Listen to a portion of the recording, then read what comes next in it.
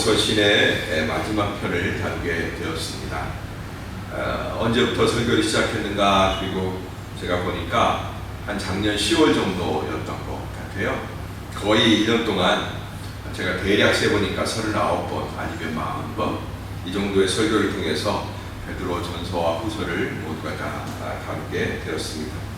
참 주님 은혜로 가능한 일이었다라는 생각이 듭니다. 다음 주부터는 이제 신약의 서신서에서 좀 이제 구약을 우리가 조금 많이 못 보았으니까 다시 구약으로 좀 돌아가서 어딜 다룰까 기도하다가 역사서를 좀 다루는 게 좋겠다 싶어서 여호수아와 사사기, 룻기 할 수 있으면 향후 한 1년, 아마 1년이 더 걸릴 수도 있을 것 같아요. 여호수아와 사사기, 룻기 이 부분을 다루려고 그럽니다. 같은 시대죠. 여러분들도 같이 열심히 기도하는 마음으로 동참해 주시길 바랍니다. 자, 오늘 말씀을 보니까 점도 없는 평강 가운데, 이렇게 점도 흠도 없는 평강 가운데 이런 말씀이 있네요. 14절부터 15절 앞부분 잠깐 우리 같이 읽었으면 좋겠습니다. 시작. 그러므로 사랑하는 사람이여, 여러분 이 일을 고대하고 있으니 점도 없고 흠도 없이 주 앞에서 평강 가운데 들어가기를 힘쓰십시오. 또한 우리 주의 오래 참으심이 구원이 될 줄로 여기십시오. 네. 성도는 늘 대기 상태여야 돼요. 어떤 대기 상태여야 되냐?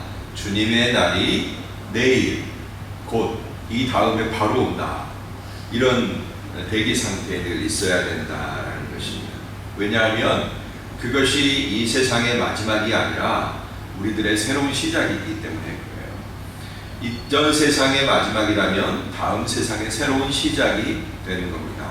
그런데 우리는 이전 세상과 같이 끝날 존재들이 아니라 다음 세상에서 영원한 삶을 시작할 그런 존재들이기 때문에 늘 ready 준비하고 있어야 된다라는 거예요. 주님의 새로운 날, 새로운 시즌이 우리에게 열린 것을 대망하고 있어야 된다라는 것입니다. 바로 그때 나에게 입혀져 있는 주님의 흠도 없고 점도 없는 그런 은혜를 우리가 드러내야 되는데, 그 은혜를 가지고 있다고 하는 우리 마음속 증거가 있는데 그게 바로 평강이다라는 것입니다. 여러분, 우리 옛날에 방학할 때, 여름방학하고 겨울방학할 때 숙제가 많이 있었잖아요. 그럼 방학하는 첫 한 주는 뭐 그냥 이건 보너스야, 열심히 놀죠. 그 다음에 이제 마지막 한 주가 있는데 마지막 그 한 주에 내가 다 할 수 있어 하고 이제 내일 또 해야지, 내일 방학 숙제 하다가 미루다가 이제 뭐 한 하루 전날, 이틀 전날 이렇게 코앞에 닥쳐서 막 하게 되죠. 그때 알게 됩니다. 내가 이 숙제를 다 할 만한 능력이 안 되는구나. 조금씩 미리 했었어야 되는데 안 되는구나 라고 생각될 때 막 마음이 쿵닥쿵닥 뛰죠. 선생님 앞에 빈 방학 숙제를 내밀어야 되는 그 순간이 막 상상이 되면서 쿵닥쿵닥 뜁니다. 그런데 이게 바로 평안이 없는 마음이죠. 쿵닥쿵닥 한다는 말이 평안이 없는 마음이죠. 자, 평안이 있으려면 어떻게 해야 돼요? 방학 숙제를 딱 다 하고서 친구들은 막 그냥 바쁜데 나는 숙제 다 해놓고서 선생님이 숙제 내라 할 때 여기 있습니다 라고 하는 그런 마음을 갖고 있을 때는 마음에 전혀 요동함이 없겠죠. 그런 사람은 콩닥콩닥하지 않아요. 바로 그게 평안한 마음인데, 그 평안한 마음을 주는 게 뭐냐? 바로 점도 없고 흠없는 그런 상태다라는 것이죠. 하나님 앞에 내가 나아가야 되고 하나님의 재판장 앞에 서야 되는데, 그때 내 마음을 막 긴장하게 하고 아드레날린이 막 솟구치게 해서 그냥 막 심장이 두근두근 뛰게 하는 그런 상태는 점도 있고 흠도 있는 그런 사람이란 말이죠. 근데 그걸 내 점과 흠을 해결하는 사람은 하나님의 날이 와도 평안하단 말이에요. 슬기로운 다섯 처녀, 기름을 미리 준비했던 다섯 처녀처럼 마음에 전혀 요동함이 없이 평안하다라는 것입니다. 예, 그게 우리의 증거예요. 이 날을 기다리는 겁니다. 그 구원받은 근거는 뭐냐? 그건 바로 하나님이 우리를 오래 참으시고 계신다라는 거예요. 그러니까 하나님의 자비는 언제나 이긴다, 이 생각을 해야 돼요. 나를 향한 하나님의 자비가 나를 점도 없이 만들고 흠도 없이 만든다. 이걸 믿어야 된다는 거죠. 아멘. 우리 스스로 점이 없으려고 막 우리를 완벽하게 하려고 노력을 한다든가, 우리 안에 있는 흠을 우리 스스로 지우려고 막 노력한다고 해봐야 되지 않죠. 옛날에 뭐 그런 사람이 있다고 해서 피부가 막 까맣게 태어난 사람이 어떻게든지 막 그걸 하얗게 보려고 뭐 기와장으로 긁고 해봐야 그 까만 피부의 본질은 바뀌지 않죠. 그렇다면 그 점과 흠이 없어서가 아니라 점과 흠을 다 덮어버릴 수 있는 그런 능력이 우리에게 필요한 거죠. 그게 뭐예요? 우리 하나님이 우리에게 베풀어 주신 긍휼과 자비다. 그러므로 우리가 구원받는 것은 거기에 근거한다는 거죠. 그럼 우리의 삶은 뭐예요? 예수 그리스도를 믿고 난 우리의 삶은 뭐하는 삶이냐? 바로 그런 나를 오래 참고 인내하시고 품으시는 그 예수 그리스도 하나님 아버지의 마음과 같이 우리가 어떻게 해요? 그분과 같이 인내하는 거예요. 같이 인내하는 거예요. 우리는 우리의 소위를 알잖아요. 다른 사람의 소위는 우리가 잘 모르지만 우리는 우리의 소위를 잘 알잖아요. 아, 참 토해버리고 싶다. 아, 참 지워버리고 싶다. 이런 막 정의감에 타오르고 의롭게 살고 싶은 그런 막 열망이 많은 분들은 내 삶에 대해서 그런 평가를 내리고 내가 주님이 바라시는 그런 의로운 삶을 살고 있지 못할 때 굉장히 막 양심의 가책이 오고 막 압박이 옵니다. 근데 그럴 필요가 없다는 거죠. 그런 나를 어떻게 해야 돼요? 인내해야 돼요. 근데 여러분, 우리의 인내는 보통의 세상에서 말하는 인내는 고통스럽고 써요. 왜? 참아야 되는 게 여러분 좋은 게 뭐가 있어요? 한번 좋은 거 얘기해 보실래요? 우리는 인내, 이 좋은 은사 가운데 좋은 기분이 들어야 되는데 이 인내라는 거에 여러분 좋은 기분이 들어요? 자, 음식 먹을 때 청양고추를 먹었어요. 그러면 그 청양고추의 그 독이 입속에서 얼얼한 독이 사라질 때까지 우리 인내해야 되잖아요. 그때 뭐 살짝 웃으면서 하고 막 그 아이스크림이나 뭐 다른 단맛을 우리가 막 그렇게 음미하는 것처럼 우리가 막 그 청양고추의 맛을 이 매운맛이 안 사라졌으면 좋겠어 막 그렇게 음미하나요 여러분? 막 하면서 물도 마시면서 우유도 마시면서 좀 사라져라 이렇게 인내하잖아요. 고통스러운 거죠. 근데 여러분, 이 땅의 방식은 전부 다 인내하려면 그렇게 고통스러워요. 다 참아내야 되고 견뎌야 되고. 네. 제가 요새 쇼펜하우어를 좀 보고 있다고 그랬잖아요. 이 사람이 뭐 젊었을 때 그 철학은 뭐 의지와 그 다음에 표상으로서의 인간 하면서 굉장히 멋지게 그의 논리를 전개하더라고요. 근데 나중에 나이 들어서의 저자, 그의 인생론을 살펴보면 그냥 우리 소위 저와 여러분들도 얼마든지 말할 수 있는 그런 개똥 철학 있잖아요. 그런 것들을 그냥 그대로 얘기하는 것을 보게 돼요. 야, 나이 들면 그냥 혼자 지내는 게 제일 좋아. 뭐 이딴 소리를 하고 있어요.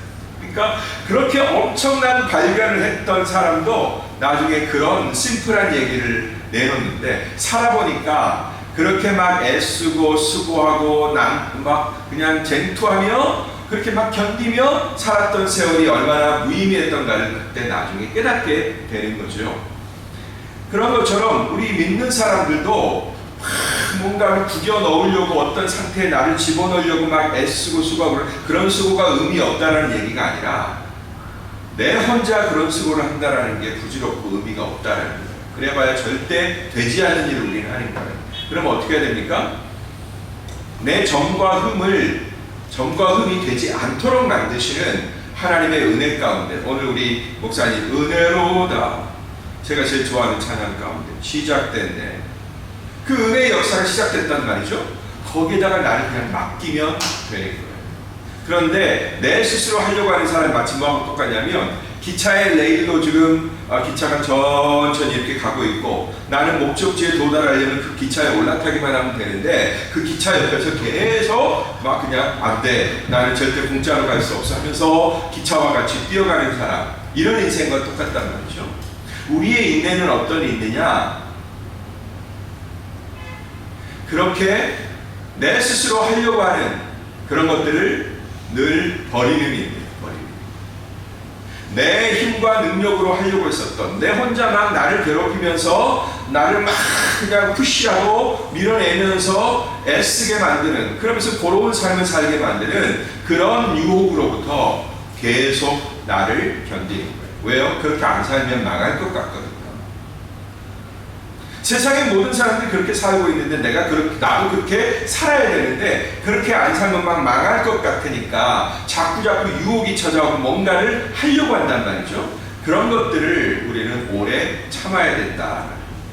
오래 참는다는 게 막 급기하고 어떤 외부로부터 온 프레셔를 그냥 용쓰면서 이겨내는 그런 인내하는 삶이 아니라, 우리의 구원은 주의 자비와 긍휼에 근거하기 때문에 그렇게 하지 않으려고 하는 나 자신과 싸우는 것, 이게 바로 인내다라는 것을 우리는 말할 수가 있겠습니다.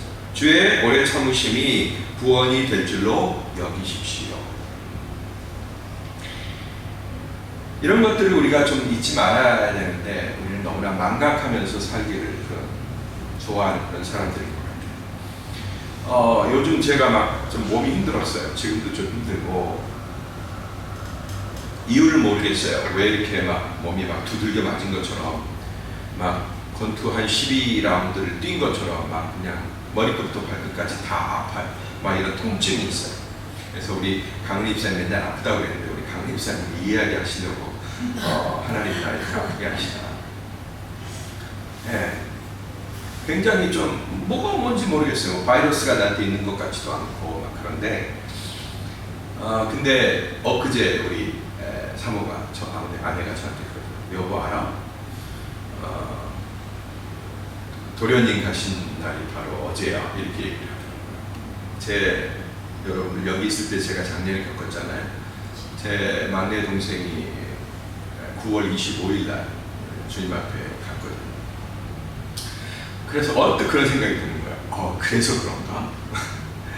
내가 우리는 망각하기 너무 좋아했더라고요. 진짜 떠올리기 싫은 기억이고, 떠올릴 때마다 너무 아프고 괴롭고, 이게 이해가 되지도 않고 믿기지도 않고 현실 인정도 잘 안 돼요. 그러니까 자꾸 우리의 내일 인간을 어떻게 해요?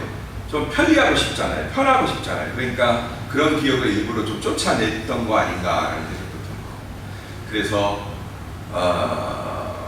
내 몸은 그걸 기억하고 아팠던 게 아닌가, 막 이런 생각도 좀 들 정도로 그렇게 힘이 들더라고요. 뭐 그렇게까지 연결시키고 싶지는 않습니다만은, 좌우지간 우리는 우리 편한 대로 움직이고 우리가 안심할 수 있는 방향으로 움직인다라는 거죠. 그러나 주님의 구원은 우리가 생각하는 방향, 우리가 옳다고 믿는 방향과는 정반대의 종류다라는 것. 오직 주의 자비와 긍휼에 우리는 의탁한다라는 거죠. 참 우리 어머니도 편리하시더라고요. 우리 어머니 아시다시피 치매를 앓고 계시잖아요. 전화를 이렇게 드리는데 전혀 슬픈 얼굴이 아니야. 전혀 아픈 얼굴도 아니에요. 그냥 그렇다고 우리 어머니가 막 그런 일들에 대해서 무감각하고 무덤덤한 그런 분도 아니거든요. 너무나 그런 일들을 예민하게 신경 쓰시고 그러는 분인데, 전화를 하면 그런 얼굴이 전혀 아니에요. 막내 아들을 먼저 보낸 그런 고통이 막 얼굴 가운데, 신체 가운데 막 들어있는 얼굴이 아니에요. 그냥 어린아이처럼 편안하세요. 그게 뭐냐면 치매라는 게 그렇게 망가뜨려 놓은 거죠. 그리고 어떻게 보면 일종의 바보같이 어린아이처럼 된 그게 너무나 지독한 그 슬픔을 몰아내기 위한 당신 나름대로의 방편이 아니었겠나, 이런 생각도 좀 들 정도로 그러더라고요. 그래서 한편으로는 감사하다. 내가 일부러 그날을, 그 시간을 어머니께 떠올려 드릴 필요는 없지, 이렇게 생각을 했는데, 그래도 제가 못 참고, 어머니 알아? 뭘? 오늘 철웅이가 간난이잖아. 알고 계셨어? 그때 비로소 이제 닭똥 같은 눈물을 탁 쏟으시면서 알았지, 그럼 이렇게 얘기를 하시는 거예요. 그러니까 참 우리는 복잡다단해요. 우리들이 참 복잡다단한데, 제가 왜 이런 말씀을 여러분들에게 드려요? 여러분들이 뭐 제 슬픔을 공유해달라, 뭐 저를 불쌍히 여겨달라, 그런 말이 전혀 아니고요. 우리는 그렇게 우리 편리할 대로 생각하고 방어력을 충분히 갖추고 있고 너무나 슬프고 너무나 힘든 것들을 얼마든지 편집할 수 있고 그 다음에 내가 옳다고 믿고 내가 세상에서 배운 대로 이게 맞아라고 하는 부분을 너무나 쉽게 선택하는 그런 경향성들을 너무나 많이 내포하고 있다라는 거죠. 그 중에 하나가 뭐냐면 성경에서 이렇게 종말에 대해서 마지막 날에 대해서 얘기하는데 이 날이 우리에게 육신을 갖고 있는 우리들에게는 반갑지 않을 수 있단 말이죠. 실제로 반갑지 않은 분들이 많이 계실 거예요. 열심히 삶을 경영하고 있는데 이게 끝난다고 이걸 인정하지 못하는 분들이 많이 있을 거예요. 그래서 이 하나님의 엄연한 마지막 날의 이 시간에 대해서 인정하지 아니하고 받아들이지 않는 분들이 계신다는 말이에요. 심지어 믿는데도 불구하고 말씀을 듣고 있고 그 말씀을 사랑하는 여러분들인데도 불구하고 그날이 나에게 반갑지 않고 썩 좋은 시간이 아니라고 느끼기 때문에 그걸로 마라나타는 아니에요 주님 저는 그거 싫어요 이렇게 하면서 우리는 노할 수 있단 말이에요. 그러면 뭐가 준비가 안 돼요? 뭐가 준비가 안 돼요? 네. 여러분의 마지막 시간도 준비가 안 될지 모르겠지만 이 땅에서의 마지막 시간도 준비가 안 될지 모르겠지만 저 땅에서의 새로운 시작도 준비가 안 되는 거예요. 이것을 이 역사의식을 우리가 늘 우리의 심령 가운데 가지고 있고 나 편리한 대로 편집하지 말자라는 것입니다. 따라합시다. 내 편리한 대로 내 편리한 대로 역사를 짜깁게 하지 말자. 네, 그렇습니다. 자, 그래서 어떤 실수와 어떤 잘못, 오류가 범해지냐면요. 엄연한 하나님의 말씀인데도 불구하고 그것을 부인할 수는 없으니까 해석을 달리 해버리는, 다르게 해석하는 그런 오류를 우리는 범할 수 있다라는 거예요. 실질적으로 기독교 역사에 굉장히 그런 일이 많이 있습니다. 15절 하반절부터 16절까지인데요. 같이 읽겠습니다. 사랑하는 우리 형제부터 시작. 사랑하는 우리 형제 바울도 나가 받은 지혜를 따라 위와 같이 여러분에게 썼습니다. 그는 우리의 모든 편지에서 이것들에 관해 언급했는데 그 가운데는 더러 이해하기 어려운 것들이 있습니다. 무식하고 구세지 못한 사람들이 다른 성경들처럼 이것들을 억지로 풀다가 스스로 멸망에 이르고 있습니다. 네, 사도가 또 다른 사도를 언급하는 몇 안 되는 장면이 여기서 나오죠. 베드로가 바울을 언급하는 예수님의 수제자라고 얘기했던 그 사도들의 대표격이었던 베드로가 맨 마지막 사도이면서 가장 위대하게 사용된 바울을 언급하는 이런 중요한 부분이 나오고 있습니다. 그 각 사도들은 자기들이 성령께 받은 지혜를 따라 그 시대의 대상들에게 하나님의 시간에 대해서 알려주는 거예요. 베드로는 베드로대로 지금 알려주고 있죠. 바울은 바울대로 알려주고 있어요. 요한도 요한대로 알려주고 있고요. 그 다음에 마태, 마가, 누가를 기록했던 이런 성경의 저자들도 자기 나름대로 자기들이 받은 것, 자기 나름대로라는 말은 지 뜻대로 한다는 얘기가 아니에요. 하나님께 받은 그것들을 자신들의 방식대로, 그 다음에 자신들의 서신들의 수신자들의 상황에 맞도록 그렇게 지금 말씀을 주고 있다. 하나님의 시간에 대해서 알려주고 있다라는 것입니다. 하나님의 시간에 대해서. 또 그것들은 각 교회 서로 통용이 돼요. 처음에는 베드로가 서신을 보낼 때 만약에 갑바도기아 교회라고 하십시다. 베드로가 자기의 서신을 저 갑바도기아 교회에 보냈는데 그것이 너무나 중요한 말씀이잖아요. 그럼 그것을 잘 보관하고 있거나 아니면 필사하고 있거나 해서 다른 교회 다른 지도자들이 그걸 가지고 또 다른 주변의 교회에 옮기고 해서 그리스도의 교회가 이런 문서들을 공유하게 되고 나중에 그것이 모아진 것이 오늘날 성경이 된 거다라는 것입니다. 이렇게 공용이 되고 통용이 되었어요. 그리고 그것은 우리 기독교를 설명하고 또 전파하는 중요한 원천으로서 우리 기독교회 안에서 인정이 되었다. 그래서 그것을 카논, 정경, 성경이라고 얘기하죠. 여러분, 우리 콘스탄티노플 바로 이스탄불에서 또 그런 정경 논쟁이 많이 펼쳐졌고요. 그 다음에 기독 세계의 중요한 교리들 그런 것들이 여기 칼케톤, 우리가 배만 타고 가면 바로 카르교이 만나잖아요. 그 칼케톤이거든요. 거기에 회의를 통해서 또 여기서 2시간만 차 타고 가면 니케아가 나오잖아요. 그 니케아에서 그런 종교 회의를 통해서 이런 일들이, 이런 우리의 중요한 교리들이 확립되었다라는 것입니다. 그런데 늘 그렇듯이 거기에는 성경과 성령의 자증, 성경의 자증이거든요. 성경이 성경을 증거하는 거예요. 이걸 성경이 자증이라고 해요. 그 다음에 이 성경 말씀에 대해서 저자이신 성령께서 깨우침을 주신단 말이죠. 이거에 의하지 않고 이 땅의 지혜와 사상들로 억지로 풀려고 하는 자들이 있다. 이 땅의 지혜와 사상들로. 자, 그런 자들은 뭐라고 얘기하냐면 무식하고 굳세지 못한 사람들이라고 얘기합니다. 무식하다라는 말은 우리 한국 사람들이 참 싫어하는 말이죠. 재미있는 건 뭐냐, 외국 사람들은 무식하다 그러면 별로 기분 나빠하지 않는데요.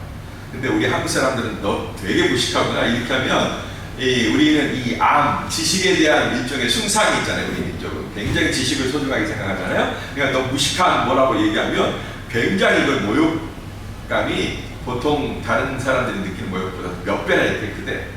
근데 이 무식하다라는 말은 뭐죠? 바로 성경에 대해서 무지한 거죠. 성경이 성경을 증거하는데 또 다른 성경에 대해서 뭐 구약이나 신약이나 다 포함해서 모르고 있다는 얘기예요.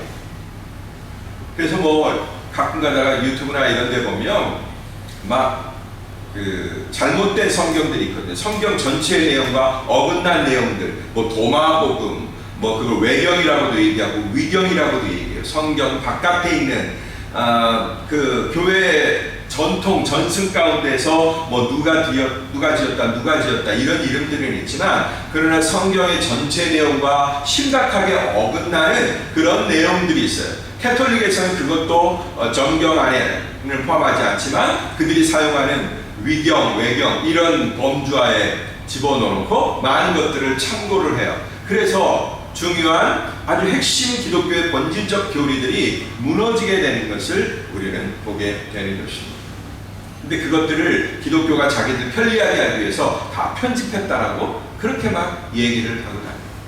그럼 뭐냐? 성경의 저자이신 성령에 대해서도 무식한 거고 그 다음에 이미 계시되어 있는 성경 전체 그 계시에 대해서도 무지하기 때문에 그런 일들이 발생하는 거다. 그런데 재밌는 건 뭐냐면 거기에 포함되는 게 또 하나가 있어요. 뭐예요? 굳세지 못한 사람들이다. 굳세지 못한 사람들. 무식한 건 이해를 하겠어요. 모르니까 그럴 수 있겠죠. 근데 그 모르는 지식들을 자꾸 강화하고 자기가 알고 있는 아주 굉장히 편린이죠. 그 조각들을 전체라고 해석하는 그런 이유가 뭐냐? 마음이 굳세지 못하다라는 거예요. 굳세지 못하다. 굳세어라 금수라가 아니라 굳세지 못하다. 마음이 뭔가 두렵고 떨려요. 뭐에 대해서 굳세지 못하죠? 이 세상의 마지막이 온다. 우리의 마지막 타임이 점점 다가오고 있다. 지구에 뭐 종말이 다가오고 있다. 뭐 이런 일들에 대해서 마음이 굳세지 못하다라는 거예요. 즉 이전 세상, 우리가 보내버려야 될 세상에 대해서 늘 아쉬워하고 그거에 대해서 버린다라는 사실을 인정할 수 없고 현재 내가 누리고 있는, 살고 있고 발딛고 있는 이 세상에 대해서 버리는 것을 못한다라는 거예요. 여러분 중에도 버리는 거 못하는 분들 있죠? 버리는 거 못하는 분들. 한번 손 들어 보실래요? 나 버리는 거 잘 못해요.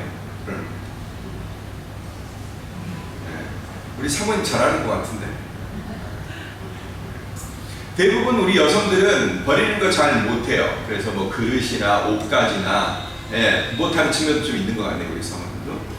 보니까 버려도 되고 충분히 남줘도 되고 되는데 그냥 계속 꾸역꾸역 보관이 돼서 나중에는 장롱 안에 집어넣을 곳이 없을 만큼 보관이 돼요.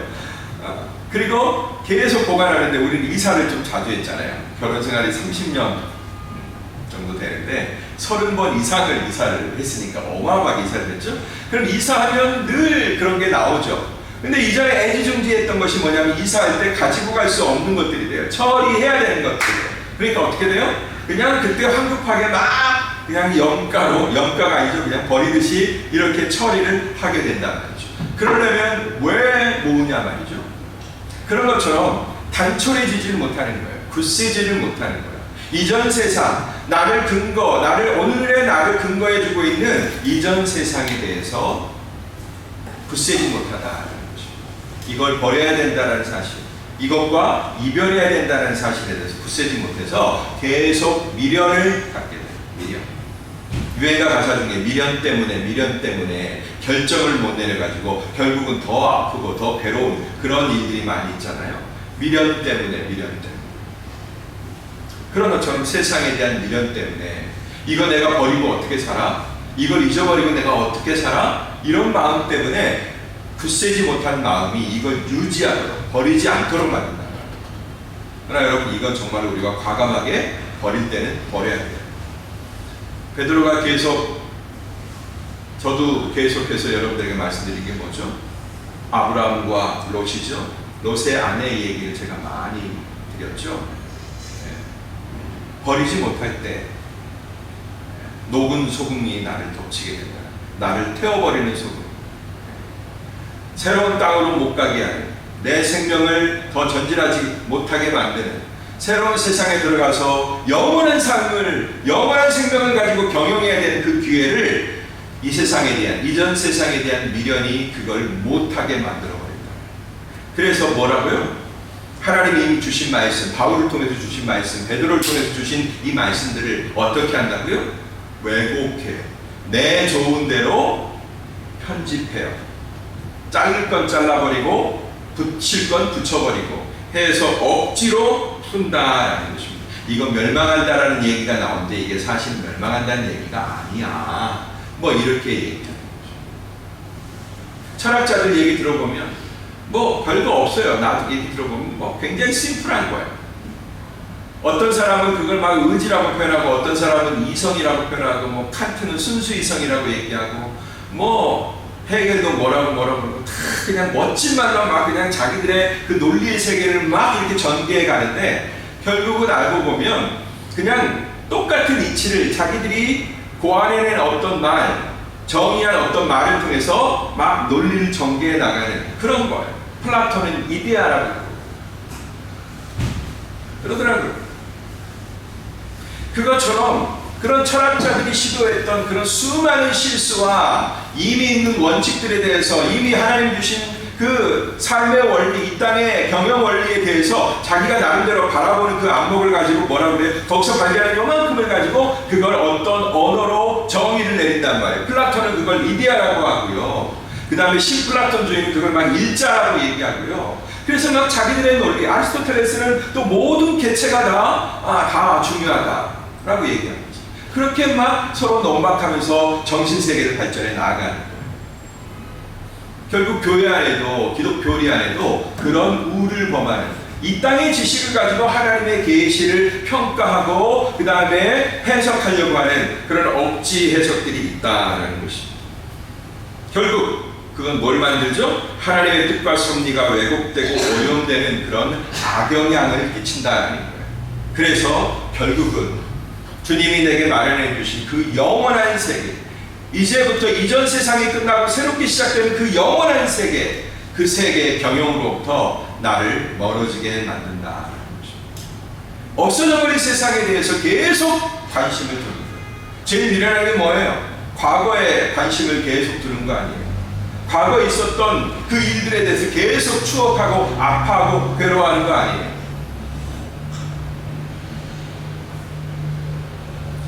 그런 우리들에게 베드로는 뭐라고 얘기했냐면, 따라합시다. 견고함을 잃지 말라. 견고함을 잃지 말라. 아까 뭐라고 했죠? 무식한 자들과 굳세지 못한 자들이라고 했죠.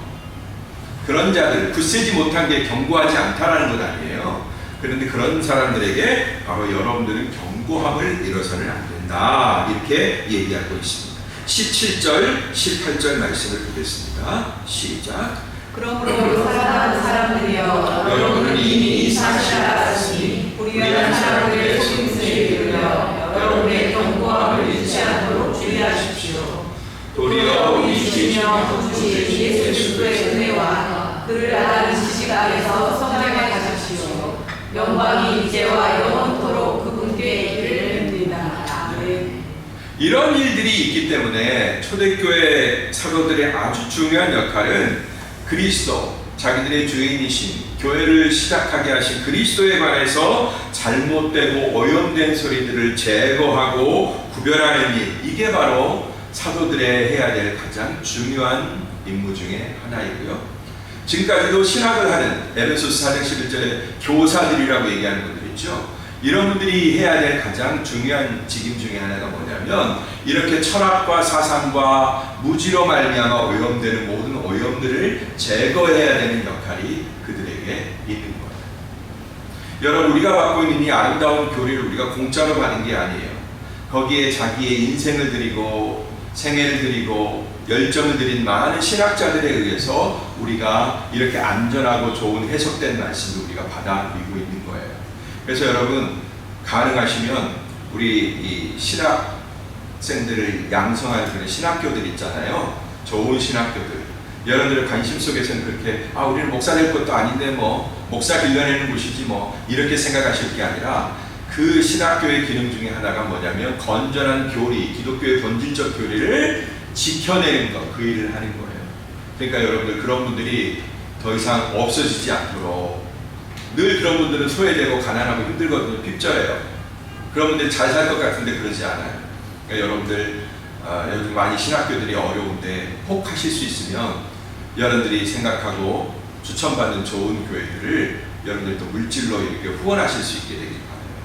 선교 현장은 우리가 막 당장 급하니까 막 해야 되니까 막 우리가 열심히 후원하는데 정말로 교회를 지키는 중요한 본질이 또 거기에 있는 거거든요. 그 부분도 여러분 우리가 돌봐야 돼요. 네. 잠깐 얘기가 딴 데로 갔습니다만은 잠깐 그 말씀을 보면 기독세계, 우리 창조세계 아담 이후로 바로 가인과 같은 살인자가 나타났잖아요. 그죠? 창조 이후에 타락하고 나서 곧바로 그 다음 세대의 무서운, 죄 가운데 가장 무서운 범죄라고 할 수 있는 살인, 사람의 생명을 없애버리는 그 무서운 범죄가 바로 등장을 하잖아요. 그런 것처럼 기독교의 출현, 예수 그리스도의 교회가 출현하자마자 바로 이단들이 출현했다. 이만큼 영적 전투가 치열하게 우리 모르게 전개되고 있는. 사단은 이런 잘못된 속임수로 한 영혼과 교회를 사냥하려고 합니다. 연예인들, 크리스찬들 많이 있는 것 같죠. 근데 우리가 굉장히 좋아하는 그런 연예인들이 이단에 빠져 있는 사람도 상당히 많이 있더라고요. 우리나라를 괴롭히고 있는 신천지, 또 장막성전, 또 복음교회, 구원파, 이런 교회들이 많이 있는데 한 영혼만 사냥하는 게 아니에요. 옛날에는 1대1로 접근해서 그 영혼을 이렇게 빼오는 그런 전략을 그들이 썼다면 이제는 어떻게 하는 줄 아세요? 그냥 한 교회를 먹어버리고 아니면 한 지역을 아예 먹어버리는 그런 엄청난 전략도 쓰고 있어요. 우리나라 저 여수 순천이 굉장히 주의 교회가 활발하고 선교사들도 많이 보내고 그 지역이 가지고 있는 능력에 비해서 엄청나게 교회들도 많고 선교적 역사 가운데 잘 쓰임받은 그런 교회들이 많은데, 제가 한국에 있을 때 어떤 통계를 봤는데 신천지에게 완전히 넘어가서 교회가 완전히 딴 교회가 돼버린, 신천지가 돼버린 그런 곳이 그 복음이 왕성했던 여수 순천 지역에 그렇게나 많이 있더라고요. 사단은 이렇게 한 지역을 공략하는, 일단 돼요. 몰라요. 또 우리 이스탄불 한인교회 어떤 또 그런 사이비 이단들이 공격하게 될지. 기독세계 전반에 아주 심각한 심대한 오염과 혼란을 그들이 일으키고 있는데, 그때 우리 성도들한테 필요한 것인데 그게 뭐냐? 바로 좌로 우로 치우치지 않는 견고한 믿음이다. 베드로 사도가 권하고 있는 이 견고한 믿음을 가지셔야 합니다. 누가 뭐래도 이 예수 그리스도의 복음에서 떠나면 안 되고, 누가 뭐라고 헛된 소리를 하더라도 성경 안에 있는 이 맑고 진실한 교리를 떠나서는 안 된다라는 것을 말하고 있는 것입니다. 그렇다면 여러분, 우리는 어떻게 성도로서 우리 믿음의 견고함을 유지할 수 있을까요? 어떻게 그게 가능할까요?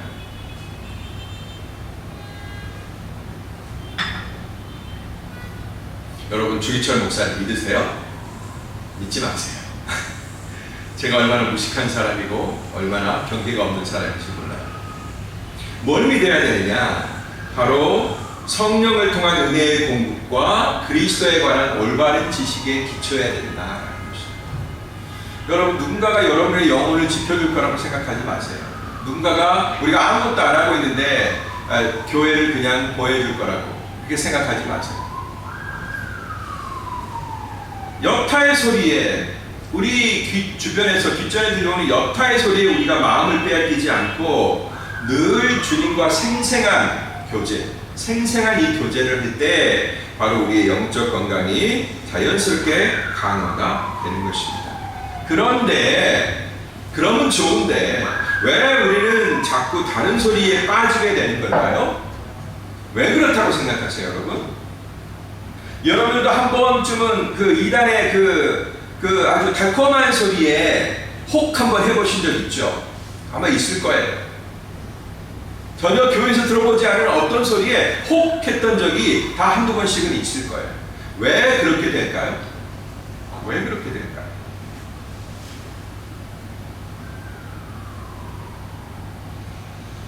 고민 안 해보셨어요? 왜 우리는 이런 맑고 진실한 하나님의 말씀 가운데 우리의 견고함을 탁 뿌리를 받고 뭐라고 하든지 흔들리지 않고 탁 버텨야 되는데 그렇지 않고 이리 밀리고 저리 밀리고 요동하느냐라는 것입니다. 그것은 바로 제가 늘 반복해서 말씀드리지만 우리 마음자리 안에, 우리 마음의 어느 한 구석에 헛된 욕망의 자리, 이 세상과 정욕의 자리, 그런 자리를 늘 남겨놓고 있기 때문에 그런 것들이 와서 뿌리를 내릴 만한, 그런 것들이 와서 기생할 만한 그런 장소를 우리가 랩트로 보관하고 있기 때문에 그런 일들이 발생하게 되는 것입니다. 그러나 여러분, 우리의 마음에 그 어떤 공간이든지 그리스도의 은혜가 가려지지 않는 그런 환한 양지가 되게 하시기를 바랍니다. 여러분, 인간의 빛은요, 앞에서 비추건 뒤에서 비추건 다 그림자가 생기기 마련이에요. 제 뒤에도 그림자가 있고 강대상 밑에도 그림자가 있어요. 왜요? 앞에서는 비추지만 뒤에서 비치는 빛이 없기 때문에 그렇죠. 그러나 우리 주님이 비춰주시는 빛은 어떤 빛이에요? 일곱 날의 빛이라고 하죠. 일곱 날의 빛. 일곱 방향에서 오는 빛이에요. 그러니까 어둠이 자리 잡을, 그늘이 질 구석이 없는 거예요. 모든 그늘에 다 비치는 주의 빛이라는 거예요. 그러니까 우리 마음속이 그래야 돼요. 정면은 하나님의 은혜를 받으면서 그 정면 뒤에 다른 공간은 응달로 남아있는 그런 상태가 아니라 내 앞면도 주의 말씀이 비치고 내 뒷면도 주의 말씀이 비쳐야 된다는 거예요. 성도들에게 노출되는 내 얼굴과 내 언어와 내 표현과 나의 봉사, 수고스러움, 이 부분에 하나님의 은혜가 비춰야 되는 건 당연해요. 그죠? 그러나 성도들에게, 사람들에게 노출되지 않는 내 뒷부분, 이 부분에도 뭐가 비춰야 돼요? 하나님의 은혜가 비춰야 된다. 그랬을 때 우리는 사람을 의식하지 않아요. 그 다음에 자아를 높이려고 하지 않아요. 자기를 자랑하려고 할 필요가 없는 것입니다. 그리고 나를 감출 필요도 없어요. 우리는 자꾸 여러 가지 방법을 쓰죠. 편법을 쓰죠. 내 뒤에 있는 어둠을 감추기 위해서 자꾸 앞을 강조하죠. 그죠? 그렇게 될 필요가 없다는 것입니다. 이게 바로 우리를 견고하게 하는 아주 중요한 방법입니다. 제가 우리 교회 오기 전에 마지막으로 근무했던 오늘의 교회가 양지 오늘의 교회예요. 경기도 용인시 양지면 양지 오늘의 교회 양지. 양지가 뭐예요? 햇빛이 비치는 그런 따뜻한 곳이다. 여러분, 우리 마음속이 다 양지가 되길 바랍니다. 아멘. 어느 한 구석도 음지를 허용하지 마세요. 음지가 있으면 늘 곰팡이가 거기서 자라고요. 바퀴벌레가 거기서 자라고요. 잘못된 것, 우리를 파괴하는 그런 것들이 바로 거기에서 자라나게 되어 있다는 것입니다. 말씀 하나 더 찾아보겠습니다. 베드로가 우리 바울을 언급했는데 바울 사도가 또 뭐라고 얘기했는지 한번 볼까요? 고린도전서 1장 8절에서 9절 말씀입니다. 다 같이 시작. 하나님께서 우리 주 예수 그리스도의 아래 책망받을 것이 없도록 여러분을 끝까지 견고하게 하실 것입니다. 하나님께서 신실하신 분이다. 여러분은 하나님의 신실하심으로 인해 그분의 아들 예수 그리스도 우리 주와 함께 예배하는 부르심을 받았습니다. 네, 바울의 문체가 다르고 베드로의 문체가 다르지만 똑같이 뭐에 대해서 얘기하고 있어요? 견고함에 대해서 얘기하고 있어요. 여러분을 끝까지 견고하게 하실 것입니다. 뭐가 없도록? 책망받을 것이 없도록. 베드로는 그걸 뭐라고 했어요? 흠과 점이 없도록 이렇게 얘기하고 있잖아요. 같은 말씀을 지금 같은 권면을 베드로는 지금 자기 수신자들에게 하고 있고요. 바울 사도는 지금 고린도 교회에게 이 똑같은 권면을 하고 있는 거예요. 이 말씀은 오늘날 현대교회와 가장 닮은 모습이었던 고린도 교회를 향한 바울의 당부입니다. 베드로 사도처럼 견고한 믿음에 대해서 동일하게 외치고 있어요. 왜? 둘 다 주의 종이니까. 둘 다 예수 그리스도의 종이니까. 이 말씀이 어디로부터 출발했으니까? 예수 그리스도로부터 출발했으니까. 전혀 다른 사람들이고 전혀 다른 배경을 갖고 있고 그 다음에 수신자들도 전혀 다른 사람들이지만 그러나 그들을 향한 그 사람들을 향해서 외쳐지는 메시지는 뭐예요? 바로 예수의 메시지란 말이죠. 너희가 마지막 날에 책망받을 것이 없도록 너희를 견고하게 하실 것이다. 또한 그 일을 이루시는 하나님의 신실하심을 강조하고 있는 것을 우리가 보게 됩니다.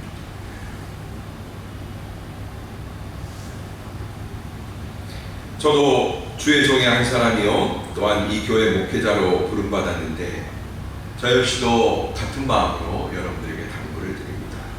그리스도의 날 9.5분 능선을 넘고 있는 그 그리스도의 날에 여러분이 책망받을 것이 없는 견고한 신앙으로 남게 되시기를 바랍니다. 아멘. 중요한 것입니다. 어떤 환난에도 넘어가지 않고 어떤 속임수에도 속아 넘어가지 않는 그런 견고한 믿음과 지식을 여러분들이 습득하게 되기를 제가 기도하는 거예요. 여러분 모든 주의 종들은 보냄을 받았죠. 실로암으로 보냄을 받습니다. 아마 여러분도 그 은혜를 받았으면 또 누군가에게 전파할 시기가 되면 그렇게 여러분들이 성숙하고 갖춰지면 여러분들을 또 보내실 거예요. 예수 그리스도의 증거를 가진 그런 사람으로 여러분을 보내실 것입니다. 예수 그리스도의 증거는 뭐냐? 바로 내가 만난 예수 그리스도에 대한 지식이에요. 그렇죠? 그게 문자로 배운 지식이고 말씀으로 배운 지식이고 실질적으로 경험한 지식이고 이런 지식을 가지고 우리가 나아가야 합니다. 바로 그 일을 돕기 위해서 그 지식을 여러분들의 안에 형성하기 위해서 주의 종들이 보냄받고 세움을 입었다라는 것입니다. 그러므로 여러분 정말로 정당한 목사들은 진실한 목사들은 그 믿음에 관한 성경의 외침을 그대로 외칠 수밖에 없는 거예요. 저도 여러분 설교할 때 많은 유혹들이 생겨요. 설교를 목사를 한 30년 이렇게 하다 보니까 뭐 어떤 게 이제 딱 내 눈에 잡히냐면 이런 설교를 하면 성도들이 좋아하고 은혜 많이 받더라. 은혜 많이 받는 것 같더라. 이거 하고 이런 설교를 하면 성도들 좀 싫어하고 짜증을 내고 좀 컴플레인도 하고 별로 안 좋은 반응을 하더라 라는 거에 대한 인식이 생겨요. 그래서 자꾸만 여러분들이 좋아하는 그런 말씀들을 막 주고 싶은 왜? 나도 사람이니까 여러분들한테 좋은 인기를 얻고 싶지 제가 뭐 거부당하는 목사가 되고 싶지는 않을 거 아니에요. 그러니까 자꾸 그렇게 하고 싶은 유혹이 생기고 그래서 설교를 할 때 쭉 제가 이 말씀을 하나도 안 빼고 이렇게 나아가잖아요. 그런데 어떤 때 그런 유혹이 생기냐면 굉장히 좀 거치는 말씀, 내 마음에도 좀 거치고 좀 두려움을 주고 조금 이렇게 웃음을 주지 않는, 편안함을 주지 않는 그런 내용들이 있어요. 그럼 이거 성도들 들으면 분명히 마음에 시험도 들고 어려움이 있을 텐데 그냥 이거 스킵하고 넘어갈까? 이런 유혹이 늘 들 때가 있다는 거예요. 근데 그렇게 할 수 없는 게 뭐예요? 바로 이 말씀을 증가하지 않으면 그냥 스킵해버리고 넘어가 버리면 성도들은 주님이 분명히 하신 그 말씀을 못 듣는 거예요. 그럼 주님의 마음이 왜곡되는 거죠. 나를 향한 주님의 마음이 그냥 편집돼서 나에게 오는 거죠. 그게 온전한 주님의 마음이 될 수는 없는 거죠. 이게 바로 하나님의 신실하심을 아는 주의 신실한 종들이 취해야 되는 태도인 거예요. 하나님은 신실하신데 주의 종이 신실하지 않다? 그러면 그걸 건너뛰는 거예요. 그리고 자기 얘기를 하는 거예요. 자기 인기와 자기 목적과 어떤 달성하고자 하는 목표와 그걸 위해서 말씀을 자꾸 편집하게 된다. 저는 주제 설교도 알고요, 뭐 강해 설교도 알고 본문 설교도 알고 그렇지만 될 수 있으면 이 본문을 떠나지 않고 이 본문에 계속해서 집중하려고 그래요. 오늘 우리가 읽은 이 짧은 그 구절 안에도 논지가 분명하게 있지만 이 논지는 또 어떤 논지와 같은 논지죠? 베드로후서 전체에 흐르는 논지와 같은 논지란 말이죠. 그럼 베드로후서는 그것만 따로 논지가 있나요? 그렇지 않죠. 베드로 전서와 어우러지고 전혀 서로를 회방하지 않는 그런 논지가 있죠. 그리고 이건 더 확장돼서 신약 성경 안에 흐르는 그런 논지와 예수 그리스도의 말씀과 같은 맥락을 이루겠죠. 뿐만 아니라 그것은 신구약 66권을 주신 하나님의 계시, 성령과 같은 맥락 가운데 들어가게 되는 거예요. 만약에 그렇지 않고 그때그때 그 말씀과 시대적 상황에 따라서 내가 요리조리 요리해서 그때그때 말씀을 한다면 언젠가는 그 말씀 속에서 뭐가 나오게 되죠? 모순이 발견하게 돼요.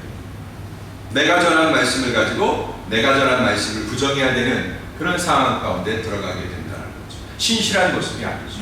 그러면 어떻게든지 말씀을 전하는 자는 이 신실함, 주님의 신실함에 충성을 해야 돼요. 그러면 주의 종만 그래야 되느냐? 아니에요. 듣는 여러분들 똑같아요. 여러분들이 선호하고 좋아하고 언제든지 그냥 1초도 0.1초도 마음에 갈등 없이 아멘 할 수 있는 그런 말씀만 여러분들이 막 들을 게 아니라 불편하다. 목사님이 왜 저런 말씀을 하시지? 라는 그런 말 있죠. 내 심령을 찌르고 아프게 하고 내 양심에 가책을 일으키게 만들고 나로 하여금 뭔가 좀 부끄러움을 주고 반갑지 않은 그런 메시지도 여러분들이 똑같은 마음으로 권위를 가지고 살아갈 수 있어야 된다. 따라합시다. 주님은 신실하시다. 네, 그 주님이 신실하신 주님이 우리를 신실한 사람으로 바꾸어 가고 계신 것입니다. 또 하나님은 성령으로 우리 자신과 공동체에 임하셔서 머리이신 그리스도와 끝까지 교제하게 하신단 말이에요. 말씀만 자꾸 보면요, 그 무식한 사람과 굳세지 못한 사람처럼 자꾸 내 생각을 가지고 해석하려고 하는, 내 이성을 가지고 해석하려고 하는 위에 빠지게 돼 있습니다. 늘 뭐 해야 돼요? 말씀을 보면서 기도가 같이 따라가야 돼요. 그리고 성령님, 이 말씀이 도대체 어떤 말씀인가요? 이 말씀을 가지고 우리에게 어떤 변화를 촉구하시고 우리가 어떻게 되기를 원하시나요? 늘 이렇게 물어보는 마음으로 성령과 교제를 해야 돼요. 그러면 하나님의 말씀이 또 성령이 목표하신 그런 모든 아름다운 은혜와 내용들이 고스란히 내 것이 될 수가 있는 것입니다. 아멘. 아멘. 이런 소중한 자리를 어느 누구에도 빼앗기지 않고 그리스도의 날까지 잘 지켜가시는 그런 저와 여러분들 되기를 축복합니다. 아멘. 아멘. 기도하겠습니다.